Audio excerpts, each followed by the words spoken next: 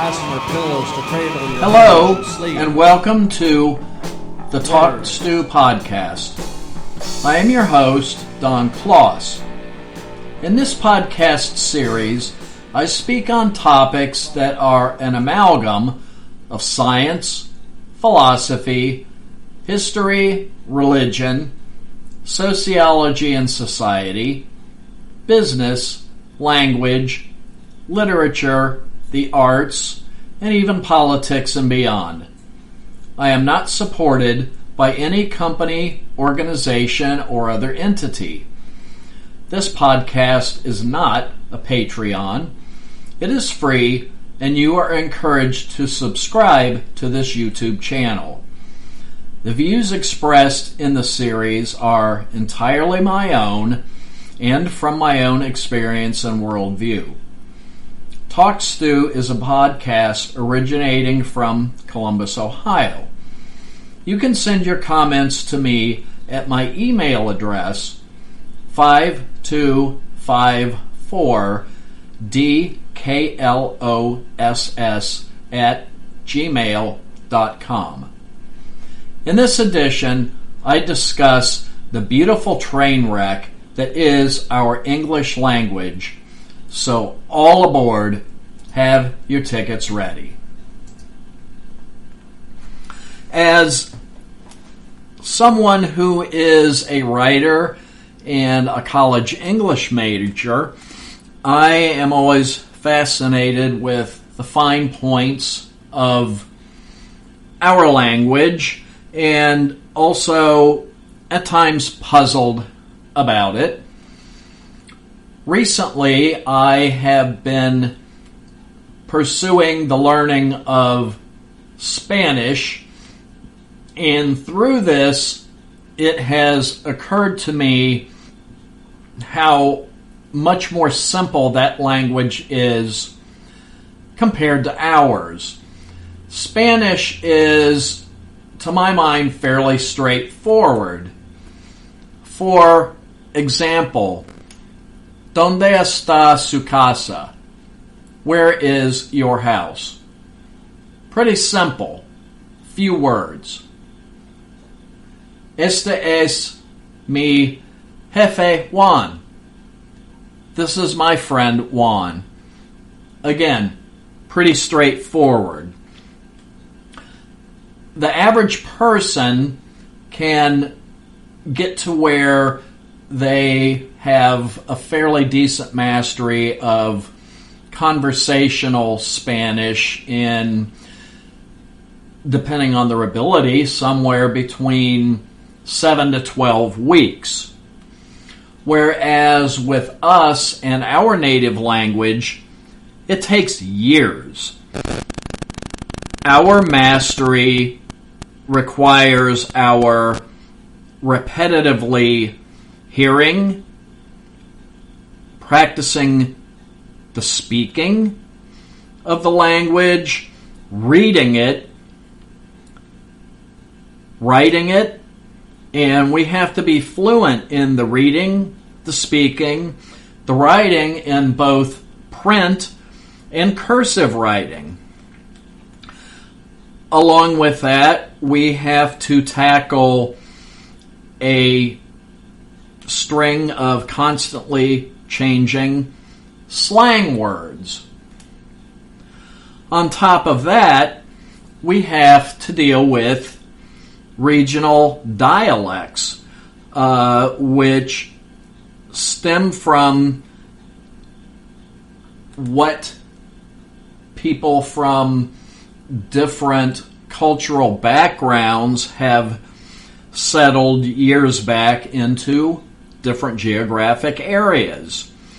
A really good example of this, in the movie My Cousin Vinny, there's that famous scene where Joe Pesci utters the line about the two Utes.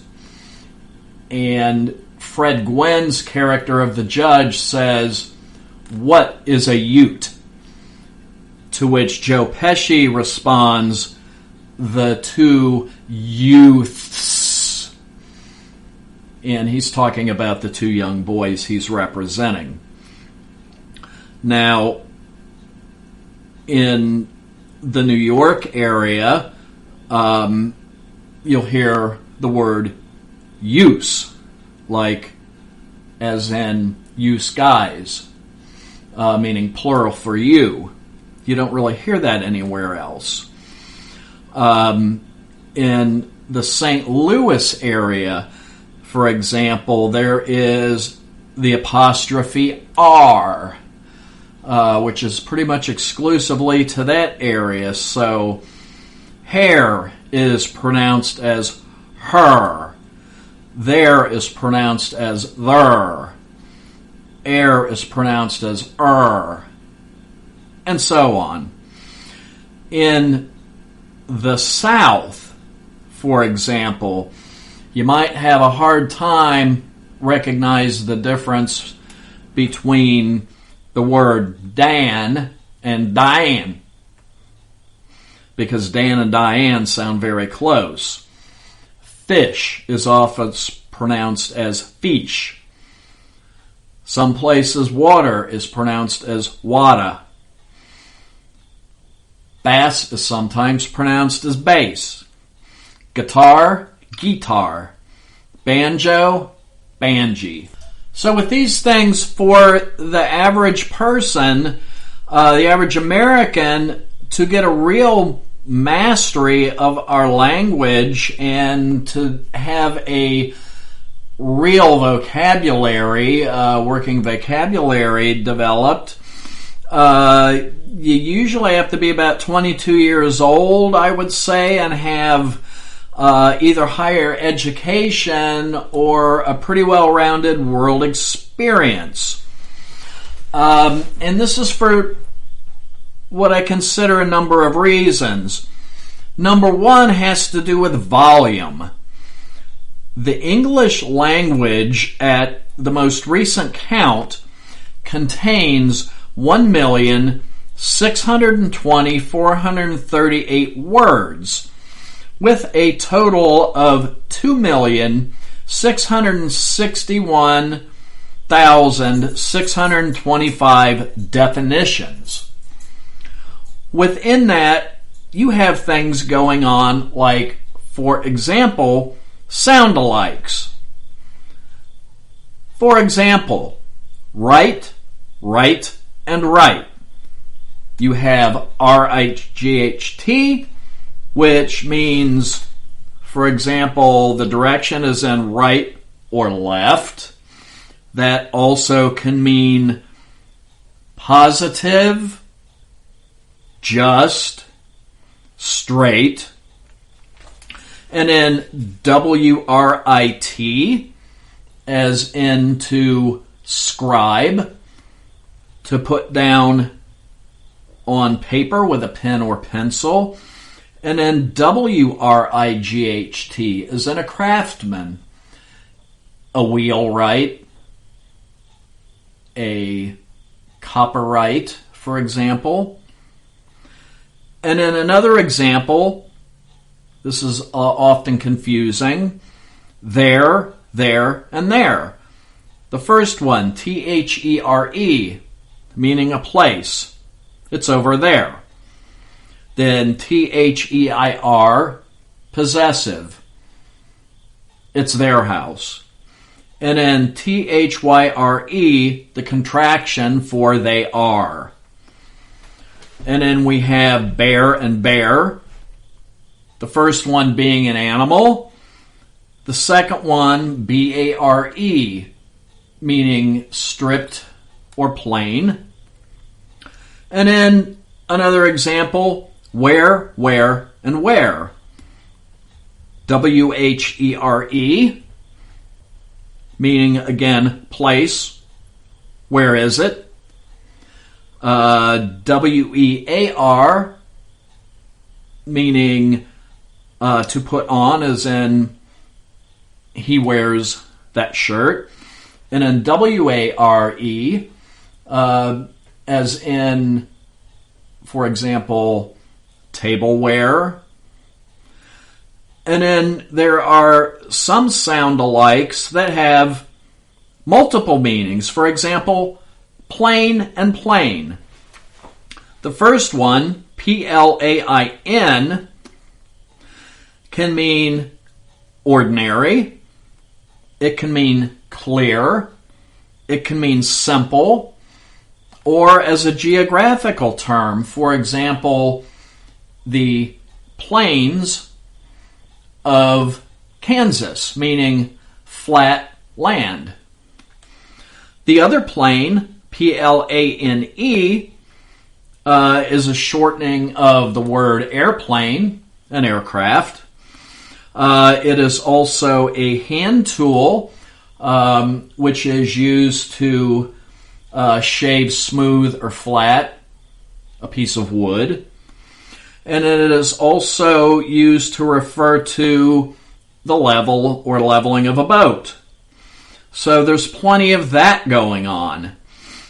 And besides multiple uses, multiple definitions, we have variations, we have antonyms and synonyms. And to give you an example of this, we go back to the word right, and for this I refer to dictionary.com. Now, first of all, the origin of the word right, it was first recorded in a dictionary sometime before the year 900 as a noun and adjective, coming from Middle English and Old English. Now, first of all, as an adjective, as writer or rightist, meaning in accordance with what is good, proper, or just, as in right conduct, or in conformity with fact, reason, truth, or some standard or principle, in other words, correct, such as the right solution or the right answer. As a noun, a just claim or title, whether legal, prescriptive, or moral, as in, you have the right to say what you please. Also sometimes plural, rights, that which is due to anyone by just claim, legal guarantees, moral principles, or so on, such as women's rights, freedom of speech is a right of all Americans. And then as an adverb, in a straight or direct line, straight or directly, as in right to the bottom, to come right home, or quite or completely or all the way, as in my hat was knocked right off. And then you have antonyms, which are other words for right, such as equitable, fair, honest, lawful, accurate, true, dead on target, appropriate, apt, befitting, fit, fitting, proper, seemly, obverse, rightful, justice, fairness, equity, integrity, virtue, rectitude, rightly, justly, fairly, equitably, lawfully, rightfully, appropriately, and suitably. And then you have also synonyms, which are opposites of right, such as unfair, unjust, unjustified, unwarranted, false, inaccurate, incorrect, untrue, wrong, inappropriate, inapt, unapt, unbefitting, unfit, unseemingly, unsuitable, wrong, incongruous, infelicitous, inequity, unfairness, inappropriately, unsuitably.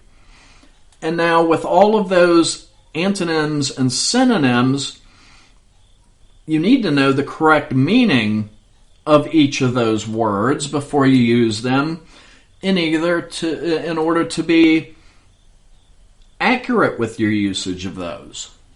So that's a lot to know and to digest. And then we also have idioms of the word right. For example, by rights, which means justly or in fairness. For example, you should by rights have been asked your opinion on the matter. Or in one's own right, meaning by reason of one's own ability or ownership, etc. In or of oneself as independent of others. For example, he is a rich man in his own right. So, all of that just within one word. Again, it's a lot to have to know, to memorize, in order to use properly and not foul up your usage of the language. And that's just one word out of the almost 2 million words in our language. And then, to further complicate things, we have offshoots and what I call sublanguages. For example, a quick look at the military. For one thing, they have radio codes, such as they don't say yes, they say Roger. They don't say I'm signing off, they say over and out. Instead of spelling things out or using letters, they have that military alphabet.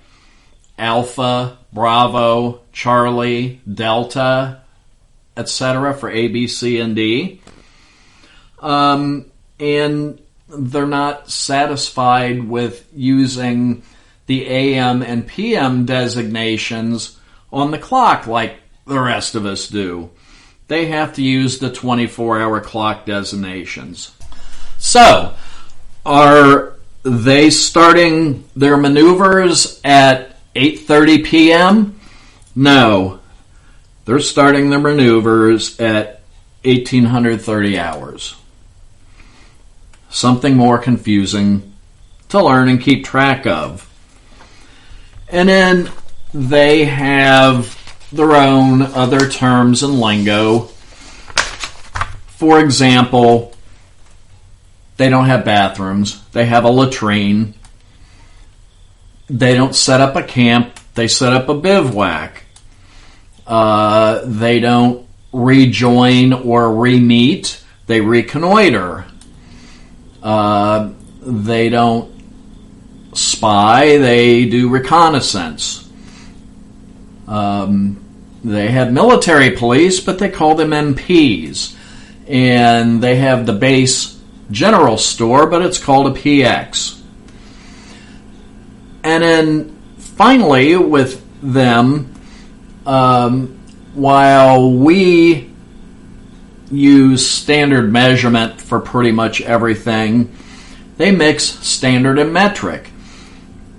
They use standard for most things, but then they use metric when it comes to the barrels of artillery. So when you look at something like a howitzer, it's an 80 millimeter howitzer,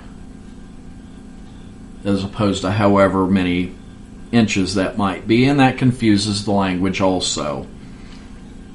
Next, science. Science does a lot to clutter the language because they have to classify things to death. They love classifying things. And probably the biggest example of this is in zoology. When it comes to Animals, there are zoological classifications. There are 8 of them. Animals are broken into domain, kingdom, phylum, class, order, sometimes suborder, family, genus, and species, in that descending order. So, for example, if we take the American black bear, their domain is Eukarya. The kingdom is Animalia, to designate they are an animal, not an insect or a reptile, for example. Phylum is Chordata, meaning they have a spinal cord. They're a vertebrate, not an invertebrate. Class, Mammalia, meaning they're a mammal. Order, Carnivora, meaning they are a carnivore, not a herbivore or an omnivore. They're a meat eater. Family, Ursidae, meaning they are of the group of animals that are bear-like, bear-related. And in the genus, Ursus, means they are bears. And in their species, particular to them, they are the Ursus americanus, which is the Latin name for American black bear. And now we have over 7 million species of animals. So if you take the common name plus the 8 classifications, multiply that by 7 million creatures, you come up with, just in zoology, 63 million additional words. And this carries through to the other sciences. Astronomy, for example. Take the Big Dipper. It's also named the Great Bear, and it has a scientific name of Ursa Major. So there's 3 names. Astronomers also like to have, quite often, both names and numbers for things. So the Andromeda Galaxy, for example, is also known as M31. There is a constellation named Hydra, and there was a star in Hydra called Alphard. And it is also named the first star of stars and Redbird. Now, the other stars, and this shows you the inconsistency, the other stars in Hydra are named T1 Hydrae, T2 Hydrae, I Hydrae, 26 Hydrae, 27 Hydrae, HD 82477, and HD 82428. So, no consistency. Geology follows suit. Everything has more than one name. For example, probably the most popular mineral or stone that everybody knows is granite, because it's used a lot for countertops.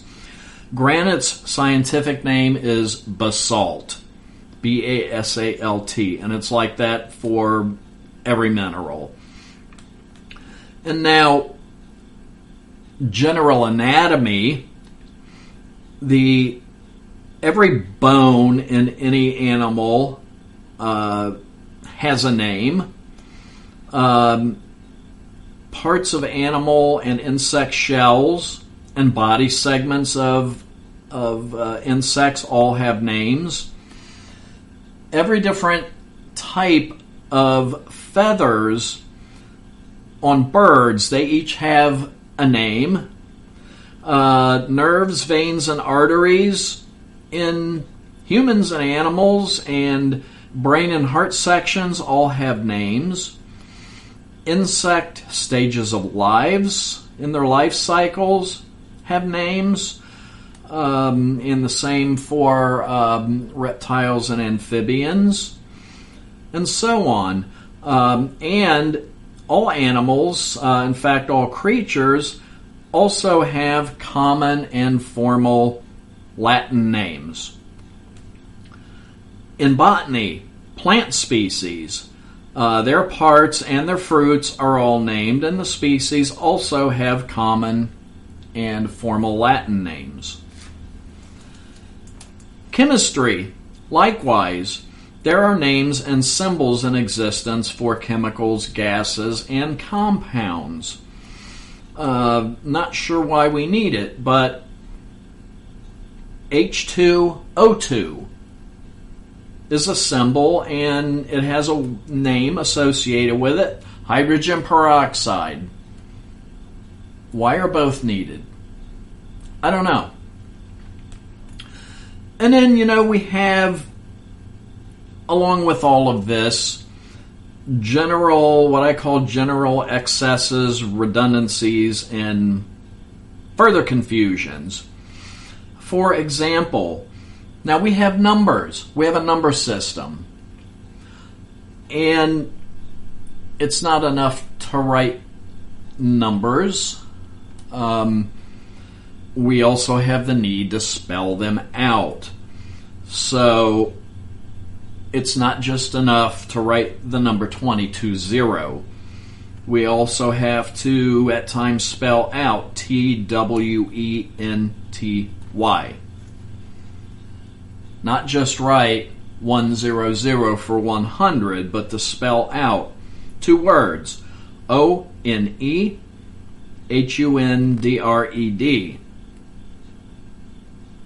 5 million, not just to write out 5,000,000, but to write out the two words FIVEMILLION, and so on. Again, it seems redundant, and I don't know why we feel the need to do that. The same thing with our currency. Now, we have symbols for dollars and cents, but we feel the need to most often write out the word cents, CENTS, or pennies, PENNIES, dimes, DIMES, dollars, DOLLARS. Why? Why not just use the symbols? It's quicker. I don't quite get it. Another example is writing other notations out as words, such as degrees, percent, miles per hour, revolutions per minute, and music notation. We have a symbol for treble clef and bass clef, so why don't we use them instead of writing out the words? And then we also have words borrowed from other languages that, that's fine that we do that, but we have pronunciation problems with those, and that muddles things as well. Now, along with all of this, we deal, with the tenses, the plurals, the cases, the details of grammatical usage. But we complicate it with all these other things that I've talked about. And along with that, and I suppose it is unavoidable, words regularly come into and drop out of usage, like the ebb and wane of ocean tides. And, it's just a matter of some words no longer become useful to us as things change, and new words take their place. For example, the word dibble, D-I-B-B-L-E, was pretty common in the 17 and 1800s. It was a hand farm implement, and it looked like the handle of a shovel that came to a kind of a rounded point at the end. And back in the days of hand seeding, farmers used this thing to poke the holes in the ground that they dropped the seeds into. Well, with the advent of mechanical planters, that tool went out of use, and so did the use of the word. So the word got dropped because that item, that implement, is no longer in use. Another example, and some people may have heard this long ago, the word chilblains. That meant a sore or swelling of the hand or skin from the cold. And it's just a word that's dropped out of use.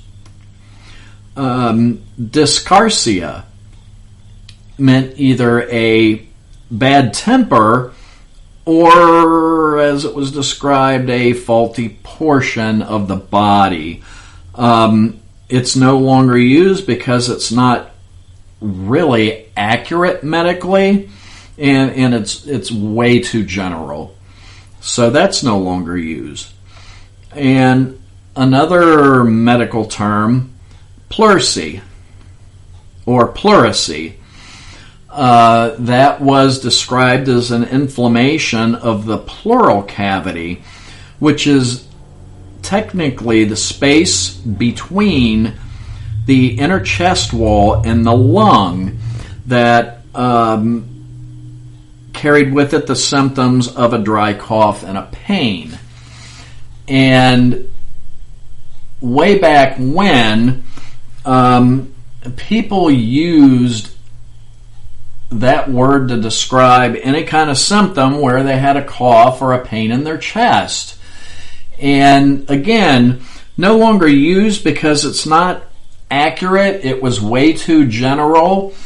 It was used to describe a whole bunch of different types of conditions or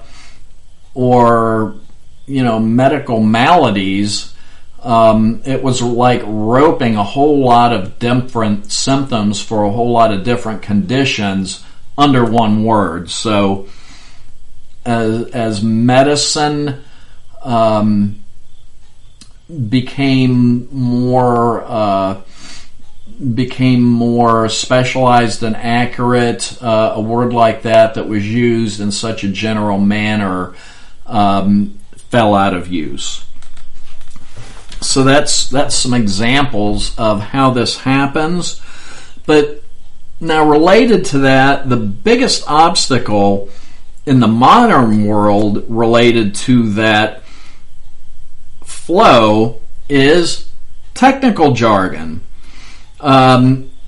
especially related to computers, software, gaming, and computerized products. And it ebbs and wanes at a greatly accelerated rate. Now, for example, as a teen, when I was a teen, take the words hard drive, laptop, disk, Wi-Fi, stream, screen, lithium ion, shift. Now, those words, when I was a kid in the early to mid 70s, they either did not exist or they meant something else. The concept of streaming music or programs was something of science fiction. It didn't even exist. A stream was something that you went and waded in or you caught fish in, for example. A laptop was something your mother had when she sat down and you sat in it. It computers were something that took up the space of an entire room, and it was all big reels and punch cards and reams and reams and reams of 11 by 14 paper. So, it was just a different world. And, even a handful of years ago, the terms 4G and 5G didn't exist. Satellite dish, that was something astronomers used for radio telescopes. Had nothing to do with television. Virtual private network, the term didn't exist. Hotspot, that was an itchy area on your dog that they were constantly scratching at. Fiber optic, didn't exist. Random hardware, that didn't exist. So this is something that, it can't be stopped. It can't be slowed down, and it is probably just going to increase in the rate that these terms come and go, because technology is just advancing more and more quickly as time goes on. So it's going to continue to affect language at the same pace. And I guess to sum all of this up, our language is difficult. It's actually pretty confusing. It's a wonder that we're able to master it at all with all of these things going on that I've talked about. It is kind of a train wreck. And as a final comment, I have to defer to an Ozzy Osbourne song. We are going off the rails on this crazy train. I'm Don Kloss, signing off for this edition of Talk Stew. We'll see you next time.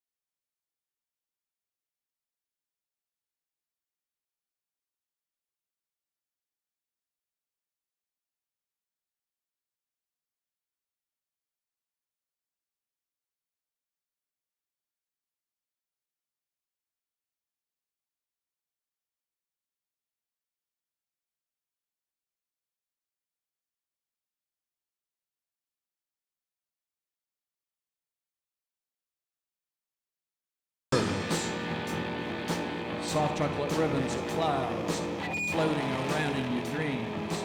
Words. Promise, kindness and tenderness, love and desire. Endlessly.